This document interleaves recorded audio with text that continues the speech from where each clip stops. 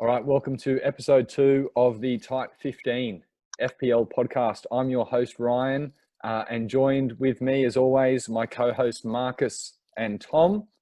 And our special guest this week, this is a man who shares his genealogy with Johnny Wilkinson. If only he played rugby like him, it's Daniel Baker. Welcome, Daniel. G'day, guys. Glad to be here. Good to have you. How are we doing, lads? How did we go game week 1? We did brilliantly. We had a cracking week. 14th highest score of the round overall at 18. Still got the 3 points. Just shows all you got to do is just know the weeks where you got to turn up, know the weeks you don't have to. Yeah, Geordie Armsworth, always an easy beat. Don't do any more than you have to get the win, right? Yeah. Exactly. All these overachievers out here, too much. What about you, Tom? Didn't have a great week. Was 18th out of 18. Lost my head-to-head to Ryan. Deficit of about 40 probably. So yeah, anyway, it's up from here. Only got 31 points. The league high was 85, so a lot of work to do. And you, Baker, how was game week 1? Yeah, good. To be honest, a lot better than I thought I'd go. Had a relatively easy matchup against Luke Wheeler, so I was never really worried. But yeah, a couple of good scores, and the combination of Aubameyang and Salah got me through. Yeah, good stuff. The combination pick there is the winner, I think. But let's have a run through the head-to-head results this week. So, Brian, congratulations with a top score of the week of 85. Tom, as you mentioned, the lowest score, 31, I think you got. But we've also got the biggest loser of the week, and that's Sam Mears. Yeah. So Sam Mears is North Ryde, all age 15, scored 62 points. Now, 62 points would have been good enough to win 5 out of 9 matches this week. But unfortunately, Parlay got the biscuits in that one. And the luckiest winner goes to Marcus's Big Daddies. Bloody hell. Your score of 43 would have lost every other matchup this week. Stroke of genius, all I say. But luckily, you came up against a Geordie Armsworth who may be carrying an injury from pre-season. You don't quite know. Yeah, that me. No, he did. He was texting me previously, and he was saying that he was willing to throw the game if he could get a spot in game week 3 on the pod. So okay. we'll see. But we'll see. We'll see. I don't know. What people will do to get on the pod, hey? I've had a few offers this week. Oh, what Baker did to get on the pod today. Bloody hell. I can't look my mum in the eye anymore after what I've done. But, yeah, we'll never speak of that night again. So Brian, just going through the results, Brian got the biscuits, but he also got the win over Bailey. Oh, I thought that was funny. I don't know. We're not doing shame jokes, are we? Dave Murray got the win without Auba or Salah against Brandon Diaz. Oh, really? Which is surprising. Brandon. Yeah, so he was Dave was the pick for Wooden Spoon this year. So he's out of the blocks. But it's all downhill from here. We know. That's how it's going. Captain Ings, that was strange. Yeah, early rumours that Dave's wife isn't pleased with the amount of time he's devoted to his FPL team. So, yeah, look, we'll move on. Baker's amazing result against Luke. Your faith in Dallas has paid off, Baker. Well done. You've got some questions, though, to answer in defence with a few blanks. But Luke's captain choice of Werner, he tried to go the differential option and it did not pay off. But Luke Wheeler has Martial already on his bench, locked and loaded for game week 2. Nikolai got a fluky snake-like win against Simeon after Mitchell came off his bench for 6 points because he picked Saliba, who did not play. So he got a narrow win over Simeon. Tom, your decision to start KDB on the bench really hurt, as Auba was the only player to get above 3 for you. Yeah. Sam Mears, his choice of starting goalkeeper. So Sam Mears, if he chose to start Leno at Leno versus Fulham rather than Ryan versus Chelsea, he would have beaten Parlay. Perrin had in a bit of a worry for Liss, 4 out of 15 of Perrin's players were shooting blanks this week, scoring 0 points. Right. So Perrin will have to dig deep into the ownership percentages to figure out what transfers he's going to make for next week. Dip into the ball bag, get some more. What's that word for sperm that's actually going to get the result? Get some more of them. Fertile. Whatever it is. Fertility bank or something. Yeah. Reach into the fertility bank. Speaking of reaching into the fertility bank, Lucas showed why so many have picked him for a top 3 finish with a strong start. Lucas, the Greek, he's concreting his way to victory here. Tom Job proved that he is the real man of the man house. The real dog. Yeah. With a crucial win over Lee, who must be ruining his decision to go with Mane over Salah. But look, that's the head-to-head results from game week 1. We've got a really special guest on, so let's get to know our special guest. Over to you, Marcus and Tom. Yeah. So welcome, Dan. Good to have you. My lead-off question is, what's your vibe on the chat? How do you feel things are going in the chat so far? And what would you do to make it better if it needed to improve? The WhatsApp chat or just chat in general? Oh, you can give us either. So this is your interview spot. Take what you want. No, I like it a lot. At about the kind of 9:30 mark of my day, I sit down and have a bit of smoko, and often find myself scrolling through the previous night and the morning of the chat. Have enjoyed the consistency of roast, but I did notice, and I'm not sure if it's a weekly thing or not, but there's some sort of wombat thing going on. Didn't see a wombat on Wednesday. Yeah. Oh, is that? Yeah, today. Didn't see a wombat. So that kind of did make it dull on my day, but there's still a couple hours left. Apart from that, really like it. That's true. Okay. Do you have any insights into what makes a chat truly great? Because you said yourself that you're the king of chat on the work site.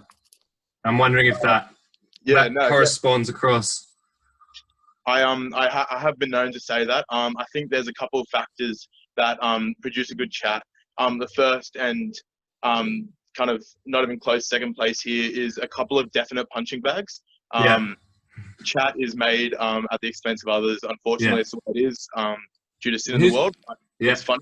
And so we do have a couple of good punching bags. Say the Mears boys, Lucas Gasper can see it a bit, and so on. Which just means that there's constant opportunity for digs, and that brings a lot through. Yeah. And so from what I'm hearing you say is you want to increase the bullying of the Mears, Lucas, any others. Who would be your last punching bag that you'd like to see hit a few times? Look, if they're part of this chat, that's okay. You can add us. Yeah, no. So I'm with him most nights, to be honest. Molly actually gets annoyed at how much I see Tom.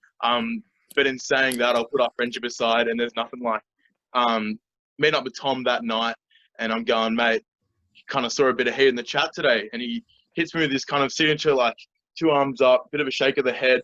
Oh, there it is. How could that be accurate? And starts questioning all the different roasts he receives, and nothing but joy. So Tom would love some more action against Tom. Yeah, that's a fair cop. I cop that fairly.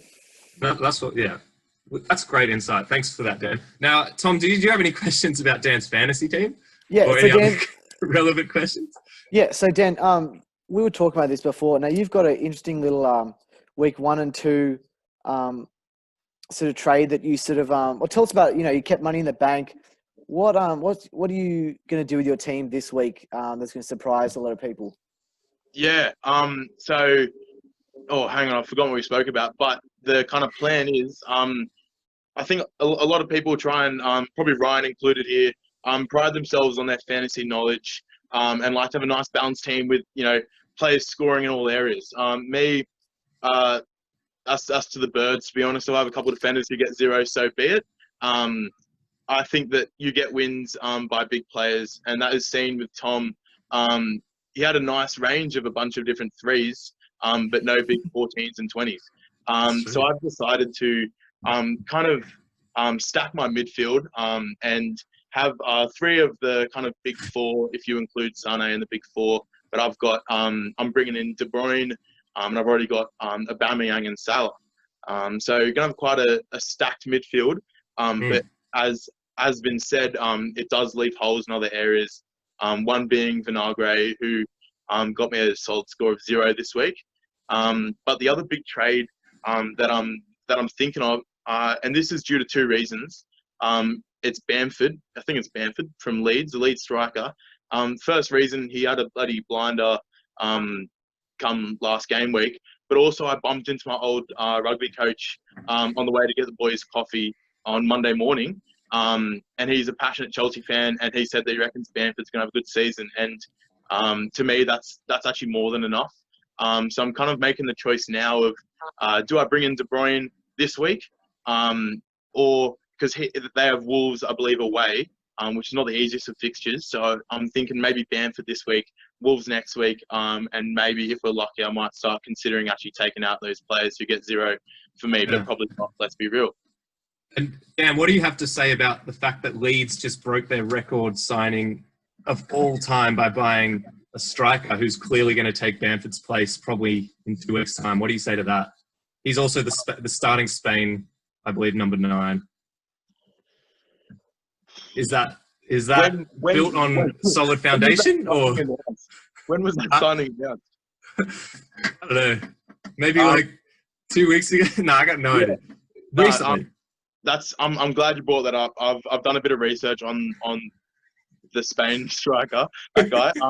Yeah, look, he's good, shows a bit of promise. But the thing I think we all like about Leeds is they're quite a club for the people. And their club is filled of players who bleed Leeds blood, and I just don't see this young Spaniard just strolling into the side that easily.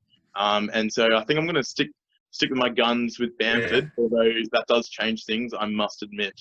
No, dude. You're coming off the back of you're on 3 points. You're sitting 3 out of 3. You're sitting pretty top half of the table. I think you're allowed to take punts. You're allowed to have bold calls.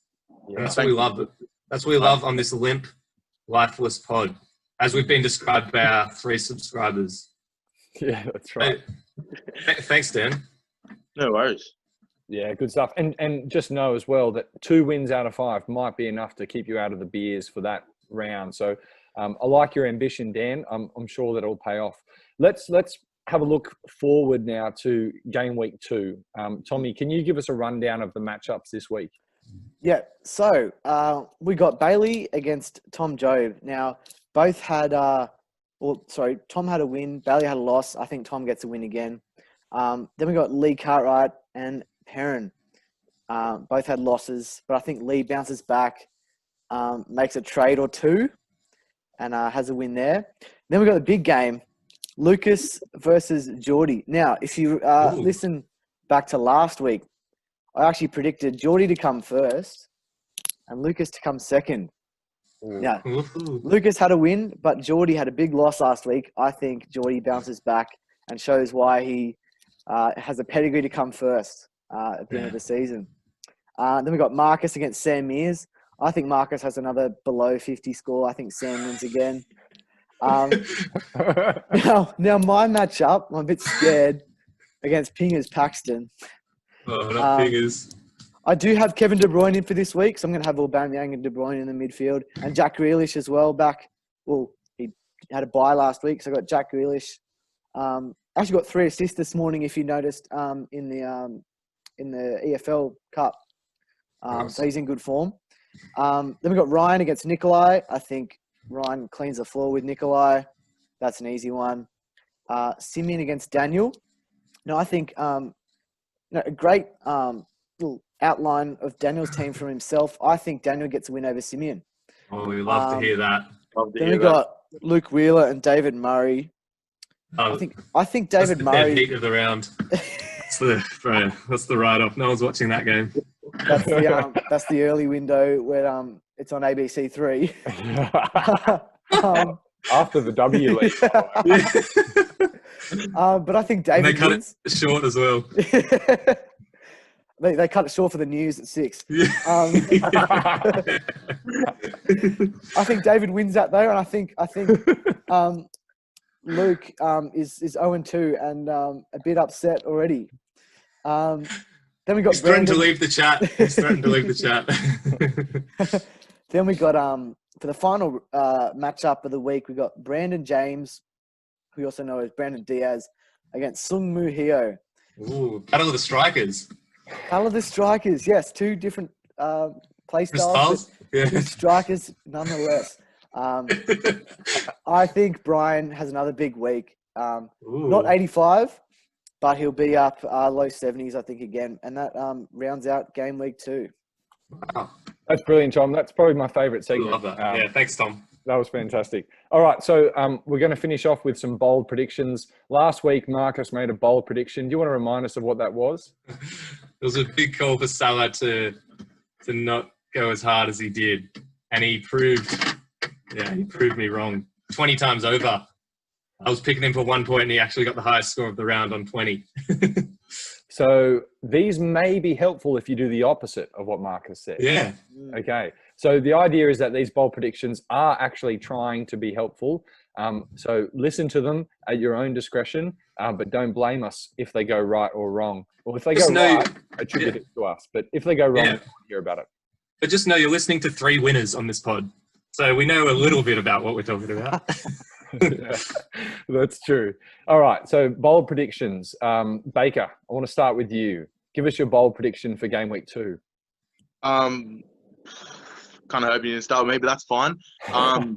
I'd say your best bet, enter your wild card. Let's have unlimited transfers. Hop on the WhatsApp chat and grab my team. But if you can't do that, I would suggest, over the next few weeks, start just out of there with some of those 5.5 defenders. Start bringing in your 4s and start stacking the midfield with big players. And don't worry about pods because other people will make the pod for you, and then all of a sudden you have a pod. That's Yeah, all. good point. And you did, Generic advice, but can you give us a bold? You said you picked out some 4s. Who's going to top score this week? You reckon? I'm backing my boy Aubameyang. Actually, I'm going to captain him again. He's going to be due for one. He's due for one. After one, yes, he probably is. you did mention to me before we started recording that Lamptey at 4.5 from Brighton would be your pick to replace the expensive defenders. So I just want to make sure that you get that out there. You 'cause remembered did say that. that earlier. Yeah. I remembered it. Yeah, yeah. That's the guy. All right. Aubameyang is a bold prediction. I like it. Tommy, Yeah. give us your bold prediction. I think Trent Alexander-Arnold is going to have a big game. He's going to start the season, week 2. Only got 1 point last week, but I think he's going to bounce back from that. Have a big game against Chelsea, a 10-plus game. I'd be surprised if people are already wanting to sell TAA after the 1 point, but I think that's a silly move. I think Trent Alexander-Arnold could be even a captain option this week at the back for Liverpool against Chelsea. Well, that is bold. I have the inside word that Brandon James did captain TAA last week for a 2 point or for 1 point, so he turned it to 2. It's a big play from him. My big pick for this week is I didn't watch the game, but I saw some highlights of the Wolves game, and I think Podence, I think he played left wing. He's not nailed, but he's going to score healthily this week. He's going to outscore Jimenez by at least 6. He's got a goal and an assist in him Against Man City. against Man City. If But we he's got- remember last year, I believe. Yeah, Wolves beat him, didn't they? Yeah, didn't Wolves beat him or they tied with them or something? I think they got beat them 2. twice, actually. Yeah. Traore got 2, I remember. Wait, I just think whenever I talk, I'm just picturing Lee and Parlay just like hating this. Hey, you got the win last week. Lee didn't. So let That's FPL true. do the talking. Oh, and if you're listening to this, Lee and Parlay, Hope you are. yeah, just post in the chat, I hate your podcast. Yep. And that'd be great to hear. Yep, and that Love hearing from means you. if you post that, you automatically go into the draw for our grand prize, Yeah, grand prize, you want the grand prize. which Baker gave to us a bit earlier. Yeah. Oh, yeah. So my Still dripping, right? Still score. my bold prediction this week is that Richarlison from Everton is going to get a double-digit haul. So 10-plus points. He looked really good last week. James Rodriguez setting him up from midfield. He missed a couple of chances, but he had so many shots in the box, so many touches in the box. His expected goals was through the roof. And he's coming up against a West Brom team who just afforded Harvey Barnes so many chances. And Harvey Barnes plays in the same position almost as Richarlison. So they've got a weakness there on the right back side. That's where Richarlison is playing. I think Richarlison's going to do really well this week for Everton. Yeah, good call. Yeah. Huge. All right. Well, that's it for game week 2. Thanks for tuning in. If you enjoyed the pod, make sure you like, subscribe to Tom's channel and post that you hate the pod in the WhatsApp group. All right. Thank you, guys. Wait, and if you hate the pod, post "I love the pod" Okay. in the chat. We love to hear it. Yeah. All right, we'll see you guys later. All right. See ya. So, guys. Yeah.